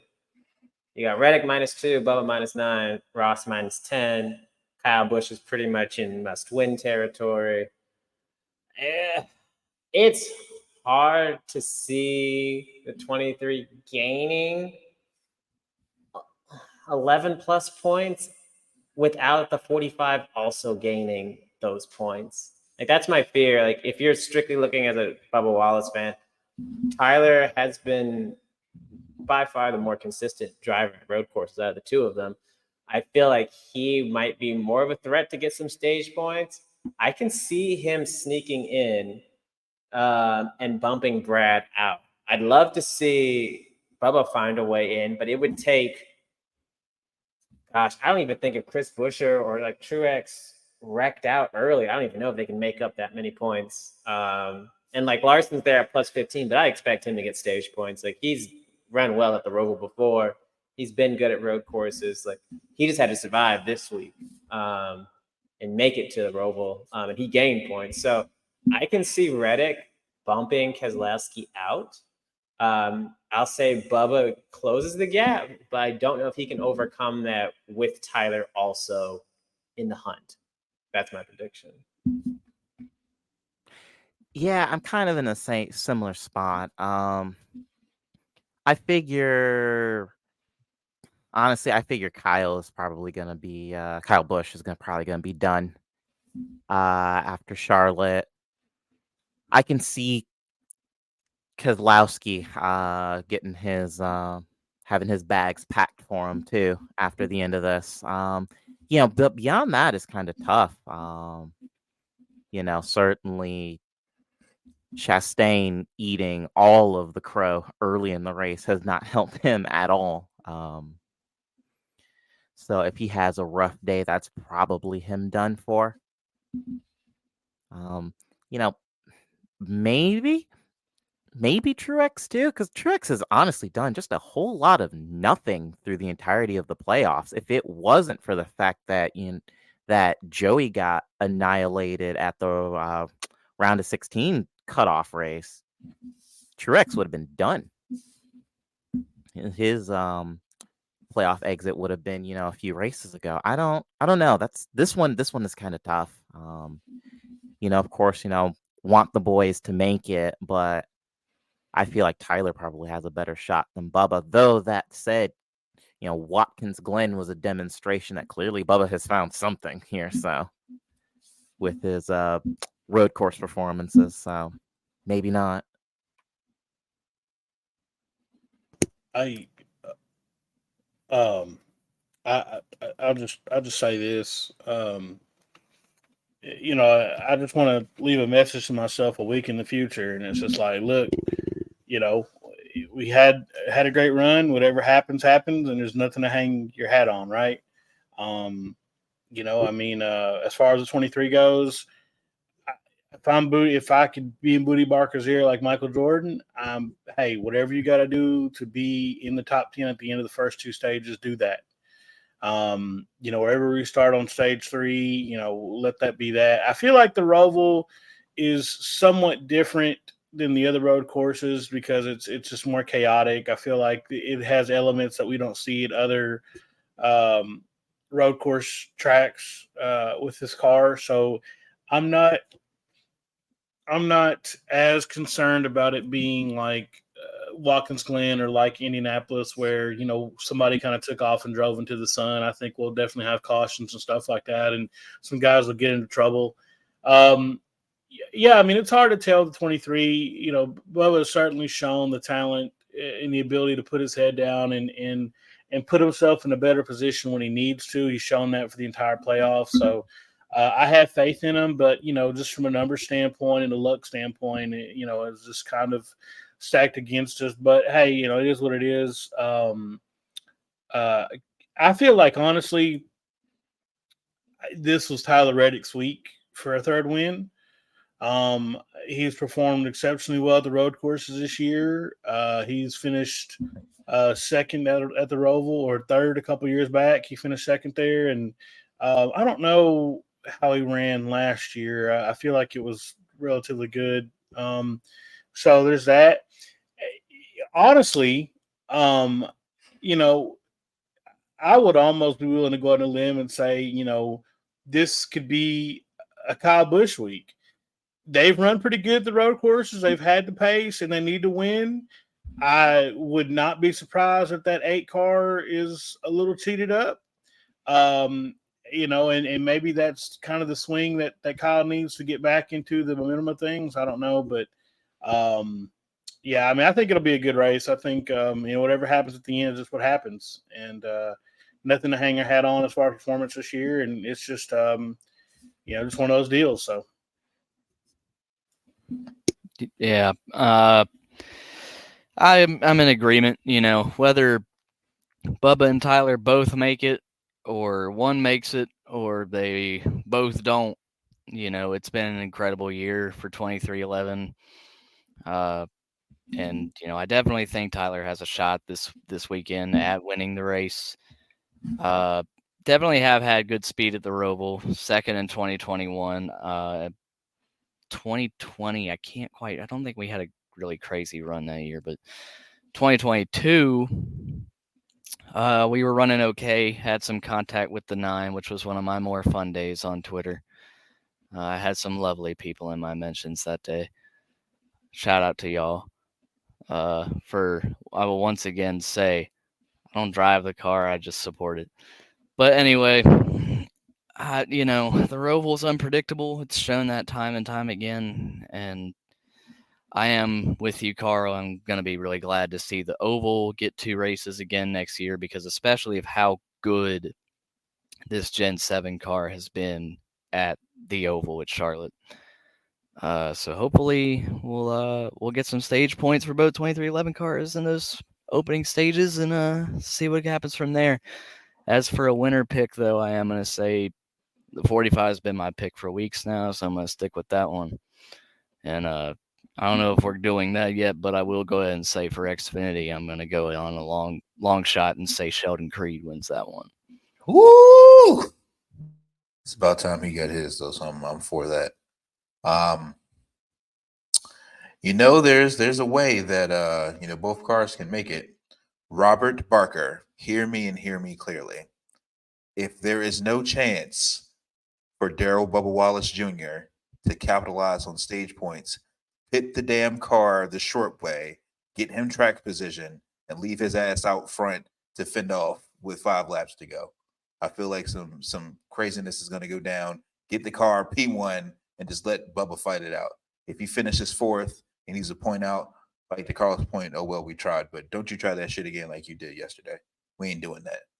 We ain't having it. Yeah, that's the one thing I wanted to touch on is that I just really want them to be aggressive, right? Like we tried to play it safe and they were conservative and got good finishes throughout the regular season, hung on to make the playoffs. But like, don't just be happy to be there. Like, I really want to see them be aggressive with their strategy. If there's a chance to get stage points, go for it. But just push for it, right? Like, I'd rather you say, yeah, we're playing for the win or we're playing for stage points and we had an aggressive plan. It didn't work out for us. I'll take that every day over, well, we ride around and we pit with the leaders and, it just things happen. We finished 18th. So that was a good day on the road course for the 23. Like, no, like go for it. Just be aggressive. And, you never know what happens. Like, I mean, we saw with Ross Chastain, like he was looking to be, not comfortably in the next round, but have a good shot at it. He goes out early at Talladega, and he's way at the bottom. So it's not inconceivable that some of these folks above him have terrible days or get wrecked. I mean, we're talking about Larson.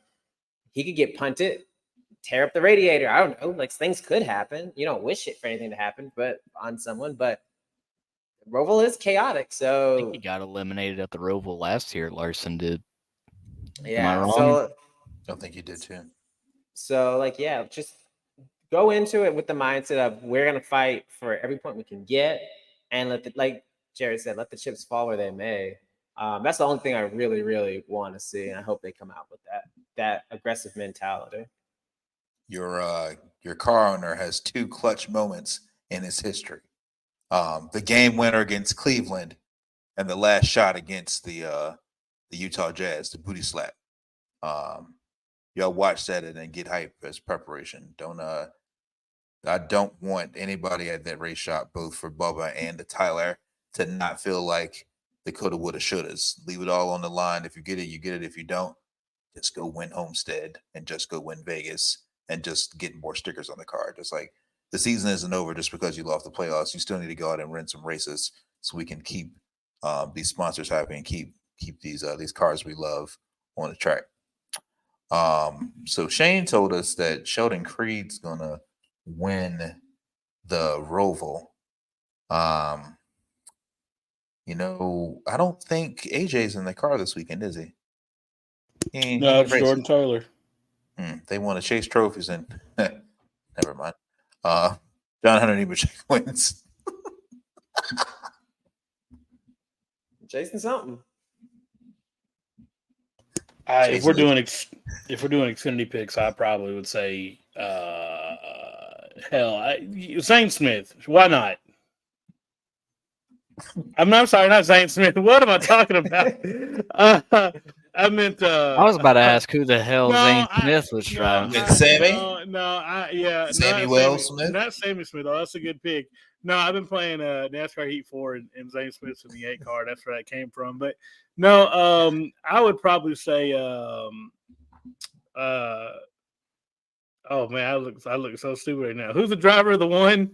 Sam Mayer. Sam Mayer. There we go. Sam Mayer. Come on. I was gonna get there eventually. I was Sam Mayer. Yeah, you gonna walk off again? I feel like it. I truly enough. I don't know where they're stacked in this playoff standings, but I feel like last. Yeah. So then, absolutely, I'm letting my money ride on that. Then. Yeah, he is minus 34 on the cut line. So shout out to JRM just like not showing up at all this round of the playoffs. That's I because feel they like stop taking each other out. The I feel geriatric like- is the one with the win. That's crazy. I think after Phoenix, when it was 3v1, something broke. Like, I feel like something in the shop broke, like morale or something. You know how like you have a team that like loses the Super Bowl and then like the next year they fall apart. Yeah, I feel like that's absolutely. I'd be mad as hell if me and 20 of my other coworkers all had a chance to win a championship, and then we get back to the shop on Monday, and I'm just looking at them like, what happened? Yeah. How did y'all let this kid win? Where's the trophy? Everybody Where's the hates him. trophy at? How did we let this happen? I'd get pissed too. I'd spend all this year dragging my ass. I wouldn't care. Every time I'm like, hey, Carl, you know, whatever my job is at the JRM shop, building suspension geometries. Like, yeah, you're not doing your job. I'm like, well, crew chief of Josh Berry, you didn't do your job in Phoenix, so I don't care. This is the guy that wants to be my spotter, by the way. So I guess I have to keep winning, or he's gonna drag his ass on iRacing. Furious. You know, and you know what makes it worse is that you had a fourth car that could have been, you know, the fly in the ointment that could have just been like, you know what, I'm a ride at half speed, and you know, I'm gonna be that car that gets in the left lane and goes the speed limit in front of. Ty Gibbs is not old enough to rent a car in most metropolitan cities, yet somehow he stomped a tenured, multiple wins championship organization owned by the most recognizable name in American stock car racing. And a veteran in Justin Allgaier. Yeah, buddy, you talk about art talk, but you couldn't get that information out of me. I wouldn't tell nobody I worked at JRM after that. Hey, what did you do? What did you do in 2022? I was a car pusher at Walmart. Let's tell him about the dogs before he tells him he worked for JRM. Yeah, buddy, I'm saying. Anyway. So you were gainfully unemployed for that time. Yeah, exactly. We see, I signed the non-disclosure. We would have won I the don't have to championship disclose at them. JRM, but the dogs started chasing us into the truck. So we Just yeah. I'll talk about collusion and OEM shenanigans. Well, that's different. Man. There's a title on the line. I'm all right Nope, with that. same thing. 3 against 1. I mean, they should have. But anyway, I'm sorry. I got us all derailed off of that. For my pick, I'm just gonna pick John Hunter Nemechek. It seems like he wins every other week. Seems like a safe money bet for me. I don't know enough about this field to make an educated guess, so I'm gonna make a very uneducated guess and go with the guy with 7 wins. if you want to go underdogs, you go Jordan Taylor or Kaz Gralla, by the way. Kaz Gralla. Didn't he drive for the money team? When they coming back? Floyd Mayweather, come back, please. That Kaz Gralla drives for Sam Hunt, and a lot of people seem to have forgotten his little scuffle with Cindric, where he got screwed at Canadian Tire. So I saw Kaz at a test session in Martinsville last year, and he seemed like he was surprised anybody recognized him. And I was like, "Hey, Kaz, I'm still mad about Canadian Tire." He's like, "Oh, don't worry, me too." Yeah. Kaz Gralla not being rude or not being nasty. We got to wrap this up, but Kaz Gralla has a face that you always remember. Yikes. Okay, that didn't land. It's fine, whatever. I'm just saying. I was looking for context. You look at Kaz Gralla and you're like, yeah, that's what a Kaz Gralla looks like right there. And I called a man ugly. I'm just saying that's just you. He has a memorable face. I can't tell you off the top of my head what any JRM driver besides Justin Allgaier looks like. I can tell you I can point out Kaz Gralla in a crowd at the Mall of America. Damn it. Carl Anyway, be like, we got to wrap this up, then goes on a 5-minute tangent about the appearance of Kaz Gralla. Man, anyway. Understand why I had to Google him while you were talking. All right. That's all I'm going to say. I'm going to be respectful. He was sponsored by some salad dressing there for a while, like when he was at GMS. And I was like, yeah, no, he looks like a good spokesman for a good Greek salad dressing. He also That's the drove kind of that guy. Hot Scream car for children. Yeah, he did. What does that mean? It was I don't know. some spicy ice cream I don't think exists. I don't know. I just said it. I'm asking for the folks at home and myself. Anyway, I'm gonna be Carl's wingman. Next topic. Yeah, what we got? Y'all are out of control. The only thing left on my docket is Shane. You as a shoey. When we getting it? When Bonte's ass is here. I said before the show started, before we started recording, I said I had full intention on doing it live tonight on the podcast, and he didn't show up. So the next time he's available and you want me on here, that's when you're gonna get your shoey. I've already got a shoe ready that I will no longer have use for after the shoey is done. I don't know what to put in it yet. Terrible. But we got our driver that we had let me sponsor, and Superstar. The one day he decided to not show up. I'm gonna say he had a scheduling conflict. I don't know the details, but I'm gonna just say he had a schedule. I think everybody gets one. Yeah, everybody gets one. Yeah, everybody get one, but Carl had I got like Dr. 6 Pepper. in a row.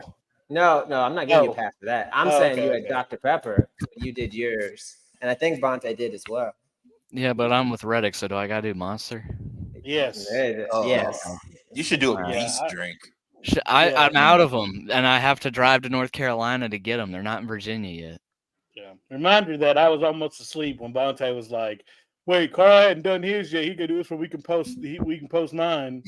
And I had to go. I'll tell you what. I'll get the T Monster one because it's black and yellow. So. There you go. Oh yeah, baby. For any fans who might have joined since the infamous shoeys, if you go on our Twitter page under the highlights tab, you can scroll down and find those pretty easily. They're on the Instagram page as well. On Threads. It's on the Instagram page. It's on the Facebook page. I'm pretty sure I saw Carl. Was Carl the one that did his out of a work boot? Yeah, I did. That was the first Carl's one. real. I legitimately was about to lay down, and then Bonte was like, "Wait a minute!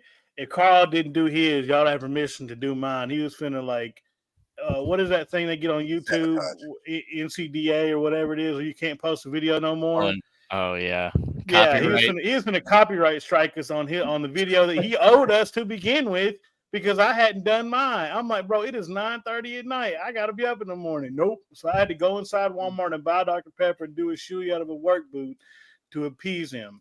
It's fine. I enjoyed it. I'll do whatever I need to support 2311. I don't care. I'm a comedian at heart, but still, he needs to be here for his. So anyway, don't worry, mine is coming. I'm a man of my word. I promise it's coming. We ain't worried about you. We worry about you.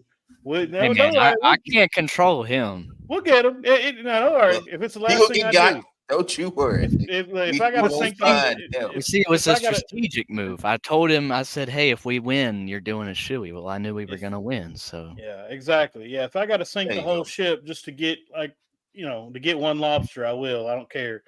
But anyway, I think that's been us this week. What?